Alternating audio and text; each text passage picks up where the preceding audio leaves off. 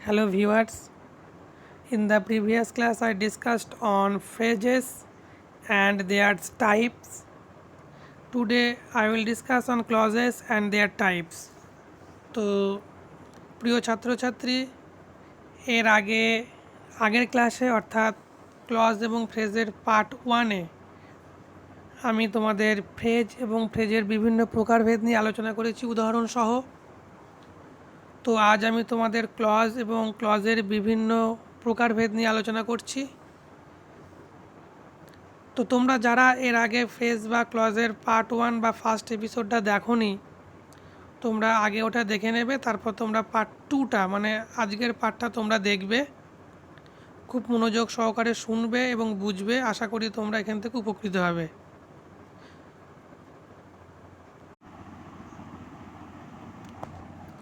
তো দেখো dear students, what is a clause? A clause is a group of related words which has a subject and verb. Clause শব্দের সমষ্টি, which has a subject যেটার একটা subject এবং verb আছে। A clause can function as a sentence. মনে রাখবে, একটা clause can function as a sentence by itself. একটা ক্লজ কিন্তু সে নিজে একটা সেন্টেন্স রূপে কাজ করতে পারে, অথবা as part of a sentence, অথবা একটা সেন্টেন্সের কিন্তু অংশ। তাহলে ক্লজ কখনো নিজেই সে একটা সেন্টেন্স হতে পারে, সেন্টেন্স হিসেবে কাজ করতে পারে, আবার সেন্টেন্সের একটা পার্ট বা একটা অংশ হলো clause. Clauses are of three kinds. ক্লজ হলো তিন প্রকার। প্রিন্সিপাল ক্লজ, প্রধান বাক্যাংশ যা নিজেই স্বাধীন, একে আমরা ইন্ডিপেন্ডেন্ট ক্লজ বা মেন ক্লজও বলে থাকি। সাবঅর্ডিনেট ক্লজ, অপ্রধান বাক্যাংশ যা অন্যের উপর নির্ভর করে, তা অন্যের উপর নির্ভর করে বলে একে আমরা ডিপেন্ডেন্ট ক্লজও বলতে পারি। কোঅর্ডিনেট ক্লজ, যার বাংলা অর্থ সংযোগমূলক বাক্যাংশ। তো আমরা এখানে দেখতে পাচ্ছি ক্লজ তিন প্রকার: প্রিন্সিপাল ক্লজ, সাবঅর্ডিনেট ক্লজ এবং কোঅর্ডিনেট ক্লজ। তো এবার আমরা জেনে নেই, চলো জানবো মেনলি দুই প্রকার ক্লজ সম্পর্কে আমরা জানবো এখানে, প্রিন্সিপাল ক্লজ এবং subordinate clause. There are two kinds of clauses. তো এখানে আমরা দুই প্রকার ক্লজ সম্পর্কে জেনে নেব। তো চলো আমরা এই মেন ক্লজ এবং সাবঅর্ডিনেট ক্লজ সম্পর্কে জেনে নিই। প্রথমে আসি main clause. What is main clause আর ইন্ডিপেন্ডেন্ট ক্লজ? মেন ক্লজ বা independent clause is a clause that can stand alone as a sentence. তা মেন ক্লজ বা ইন্ডিপেন্ডেন্ট ক্লজ হলো একটা ক্লজ যেটা that can stand alone as a sentence, যেটা নিজেই একটা সেন্টেন্স হিসেবে দাঁড়াতে পারে। Can make sense by itself, এবং নিজে একটা ভাব প্রকাশ করতে পারে। Also known as a simple sentence, এবং এই প্রকার ক্লজ একটা সরল বাক্য হিসেবেও পরিচিত। 2 নম্বর বলছে সাবঅর্ডিনেট ক্লজ। সাবঅর্ডিনেট ক্লজকে আমরা ডিপেন্ডেন্ট ক্লজ বলি। তো সাবঅর্ডিনেট ক্লজ আর dependent clause a clause that adds the additional information, যেটা আরও কিছু তথ্য যোগ করে to the main clause, main ক্লজের সঙ্গে, but which cannot stand alone as a sentence. কিন্তু এই প্রকার clause but which cannot stand alone as a sentence, কিন্তু এই প্রকার ক্লজ কিন্তু একটা সেন্টেন্স হিসেবে দাঁড়াতে পারে না। তো নিচে একটা উদাহরণ দেওয়া আছে, দেখো। ইন এ কমপ্লেক্স সেন্টেন্স, একটা কমপ্লেক্স সেন্টেন্সের মধ্যে at least consist of one main clause, কমপক্ষে একটা মেন ক্লজ বা ইন্ডিপেন্ডেন্ট ক্লজ থাকবে, অ্যান্ড ওয়ান সাবঅর্ডিনেট ক্লজ, এবং একটা সাবঅর্ডিনেট ক্লজ থাকবে। ফর এক্সাম্পল হিসেবে দেখো, he believed that the earth was round. তাহলে হি বিলিভ, এটা স্বাধীন অর্থে প্রকাশ করছে যে সে বিশ্বাস করত। তো that the earth was round, এই অংশটা দেখো যে এ কিন্তু একটা অর্থ প্রকাশ করতে পারছে না হি বিলিভডকে ছাড়া, তাই না? তাহলে that the earth was round, তাহলে এই অংশটাকে আমরা বলবো সাবঅর্ডিনেট ক্লজ, কারণ এটা হি বিলিভড নামক মেন ক্লজের উপর কিন্তু ডিপেন্ড করছে। তো আরও আমরা জেনে নেব কয়েকটা উদাহরণের সাহায্যে। চলো, তো এখানে দেখো, a principal clause is an independent clause. Principal clause হলো একটা ইন্ডিপেন্ডেন্ট ক্লজ, স্বাধীন ক্লজ। And a subordinate clause depends on a principal clause. আর একটা সাবঅর্ডিনেট ক্লজ কিন্তু প্রিন্সিপাল ক্লজের উপর ডিপেন্ড করে। তো উদাহরণস্বরূপ এক্সাম্পল আর একটা দেখে নিই। দেখো, উই ওয়েটেড, আমরা অপেক্ষা করেছিলাম, আনটিল হি কেম, যতক্ষণ না পর্যন্ত সে এসেছিল।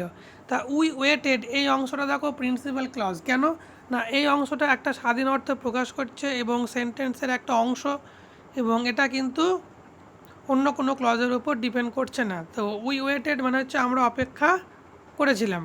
তো নিজে একটা সেন্টেন্স হতে পারে, আবার সেন্টেন্সের একটা অংশ যা স্বাধীন। কিন্তু এবার দেখো, আনটিল হি কেম, যতক্ষণ না পর্যন্ত সে এসেছিল, এই অংশটা কিন্তু উই ওয়েটেড এই অংশটার উপর ডিপেন্ড করছে। কেননা কারণ আনটিল হি কেম এ কিন্তু একটা সেন্টেন্স বা একটা অর্থ প্রকাশ করতে পারছে না উই ওয়েটেডকে ছাড়া। তো এই জন্যে আমরা আনটিল হি কেম এই অংশটাকে বলবো সাবঅর্ডিনেট ক্লজ, কারণ এটা উই ওয়েটেড নামক প্রিন্সিপাল ক্লজের উপর কিন্তু ডিপেন্ড করছে। তো প্রিয় ছাত্রছাত্রী, আমি আশা করছি তোমরা বুঝতে পারলে কোনটা প্রিন্সিপাল ক্লজ আর কোনটা সাবঅর্ডিনেট ক্লজ। তো সবসময় মনে রাখবে যে প্রিন্সিপাল ক্লজ একটা ইন্ডিপেন্ডেন্ট ক্লজ, একটা স্বাধীন ক্লজ, নিজ অর্থ প্রকাশ করতে পারে। আর সাবঅর্ডিনেট ক্লজ কিন্তু অর্থের জন্য সবসময় প্রিন্সিপাল ক্লজের উপর ডিপেন্ড করে। ও একা কিন্তু অর্থ প্রকাশ করতে পারে না প্রিন্সিপাল ক্লজকে ছাড়া। তো এবার দেখো ডিয়ার স্টুডেন্টস, আমরা types of dependent clause or subordinate clause নিয়ে আলোচনা করব। অর্থাৎ এই ডিপেন্ডেন্ট ক্লজ বা সাবঅর্ডিনেট ক্লজের প্রকারভেদ নিয়ে আমি আলোচনা করব। Dependent clauses are of the following types. Dependent clause বা সাবঅর্ডিনেট ক্লজ তিন প্রকার, বা ডিপেন্ডেন্ট ক্লজ বা সাবঅর্ডিনেট ক্লজকে তিন ভাগে ভাগ করা যায়। তো সেগুলো কি কি? নাউন ক্লজ, এর আর একটা নাম হচ্ছে নমিনাল ক্লজ। দুই নম্বর হচ্ছে অ্যাডজেক্টিভ ক্লজ, যাকে আমরা রিলেটিভ ক্লজ বলি। আর একটা হচ্ছে অ্যাডভার্ব ক্লজ, যাকে আমরা অ্যাডভার্বিয়াল ক্লজ বলি। তো noun clause or nominal clause কী করে, বা হোয়াট ইজ নাউন ক্লজ? না, noun clause does the work of a noun. Adjective clause, an adjective clause does the work of an adjective, and adverb clause does the work of an adverb. তো প্রিয় ছাত্রছাত্রী, এবার আমি তোমাদের what is noun clause এবং noun ক্লজের বিভিন্ন ব্যবহার এবং তার ফাংশন সম্পর্কে এবং তার বিভিন্ন উদাহরণ নিয়ে আলোচনা করব ডিটেলসে। তো দেখো, what is noun clause? Subordinate noun clause. তো নাউন ক্লজ কিন্তু সাবঅর্ডিনেট ক্লজের একটা অংশ বা একটা ভাগ। A noun clause is used in a sentence in the same way. একইভাবে একটা সেন্টেন্সে নাউন ক্লজ ব্যবহৃত হয় as a noun may be used. ঠিক নাউন যেরকম ব্যবহৃত হতে পারে ঠিক সেরকমভাবে। অর্থাৎ a noun clause does the work of a noun in a sentence.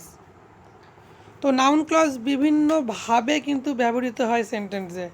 তো যেমন দেখো, অ্যাজ এ সাবজেক্ট রূপে, ভার্বের আগে বসে সাবজেক্ট রূপে ব্যবহৃত হয় noun clause. As an object, আবার ভার্বের পরে বসে নাউন ক্লজ অবজেক্ট হিসেবে ব্যবহৃত হতে পারে। As an object to a preposition, প্রিপোজিশনের পর বসে অবজেক্ট রূপে কাজ করতে পারে noun clause. As an complement, এটা কমপ্লিমেন্ট হিসেবে কাজ করতে পারে। অ্যান্ড অ্যাজ অ্যান অ্যাপোজিটিভ, এবং অ্যাপোজিটিভ হিসেবেও কিন্তু নাউন ক্লজ ব্যবহৃত হতে পারে। তো চলো আমরা নাউন ক্লজের বিভিন্ন ফাংশন এবং এক্সাম্পল নিয়ে এবার আলোচনা করি। এখান থেকে তোমরা অনেক কিছু শিখতে পারবে। হাই ডিয়ার স্টুডেন্টস, এইবার দেখো আমি নাউন ক্লজের ফাংশন এবং এক্সাম্পল নিয়ে আলোচনা করছি। তো প্রথমে দেখো, বাঁদিকে নাউন ক্লজের বিভিন্ন ফাংশনগুলো দেওয়া আছে, কী হিসেবে কাজ করছে নাউন ক্লজ। কখনো সাবজেক্ট, কখনো অবজেক্ট, কখনো প্রিপোজিশনের অবজেক্ট বা প্রিপোজিশনের কর্ম, কখনো অ্যাজ এ কমপ্লিমেন্ট হয়ে, আবার কখনো ইটের অ্যাপোজিশন হিসেবে ব্যবহৃত হয়। তো চলো আমরা উদাহরণ সহ এবার দেখে নিই। তো প্রথমে দেখো সাবজেক্ট। তো এক্সাম্পলে দেখো what he said is true. তো এখানে ইজটা ভার্ব, ইজ ভার্বের আগে দেখো নাউন ক্লজটা বসেছে হোয়াট হি সেড, সে যা বলেছিল হয় সত্য। তাহলে ইজ ভার্বের আগে শব্দ সমষ্টিটা বসে দেখো ওখানে হোয়াট হি সেড অংশটা কিন্তু সাবজেক্ট এবং যেটা নাউন হিসেবে কাজ করছে ভার্বের আগে বসে সাবজেক্ট রূপে কাজ করছে নাউন ক্লজটা। পরে দেখো that he is honest is known to me. তো এখানে দেখো সে যে সৎ সেটা আমার কাছে জানা। তাহলে ইজটা হচ্ছে এখানে ভার্ব, ইজ ভার্বের আগে দেখো দ্যাট হি ইজ অনেস্ট, এই যে নাউন ক্লজ এই অংশটা কিন্তু সাবজেক্ট নাউন ক্লজ যা সাবজেক্ট রূপে কিন্তু কাজ করছে, ভার্বের আগে বসে সাবজেক্ট রূপে ব্যবহৃত হয়েছে। আবার পরের সেন্টেন্সটা দেখো অবজেক্ট, নাউন ক্লজ কখন অবজেক্ট রূপে কাজ করছে দেখো আই নো, আমি জানি দ্যাট হি ইজ অনেস্ট, যে সে হয় সৎ। তাহলে নোটা হচ্ছে এখানে ভার্বের পরে বসেছে দেখো অবজেক্ট রূপে দ্যাট হি ইজ অনেস্ট। তাহলে এই অংশটা অবজেক্ট রূপে কাজ করছে ভার্বের পরে বসে, এবং এটা কিন্তু একটা নাউন ক্লজ, নাউনের মতো কাজ করছে। অবজেক্ট টু এ প্রিপোজিশন, প্রিপোজিশনের কর্মরূপে, প্রিপোজিশনের ঠিক পরে কিন্তু এক্ষেত্রে নাউন ক্লজটা বসে। It depends on how he behaves, এটা নির্ভর করে সে কীরকম আচরণ করে তার উপর। তাহলে অনটা হচ্ছে এখানে প্রিপোজিশন, হাউ হি বিহেভস এটা হচ্ছে নাউন ক্লজ, এবং এটাকে নাউনের মতো কাজ করছে যা প্রিপোজিশনের পরে বসছে। এবার দেখো I know nothing of what he will do. I know nothing of, আমি কোনো কিছুই জানি না, হ্যাঁ, হোয়াট হি উইল ডু, সে কী করবে। তাহলে এখানে অফটা প্রিপোজিশনের পর দেখো বসছে শব্দ সমষ্টি হোয়াট হি উইল ডু। তো এই অংশটা কিন্তু নাউন হিসেবে কাজ করছে যা প্রিপোজিশনের পর বসে অবজেক্ট রূপে কাজ করছে। কমপ্লিমেন্ট, তাহলে নাউন ক্লজ কখনো কমপ্লিমেন্ট বা কর্মস্থানীয় হিসেবে কাজ করে। This is what we expected, তো এটা হয় আমরা যেটা প্রত্যাশা করেছিলাম, হোয়াট উই এক্সপেক্টেড। তো এখানে অ্যাজ এ কমপ্লিমেন্ট হিসেবে কিন্তু কাজ করছে নাউন ক্লজটা।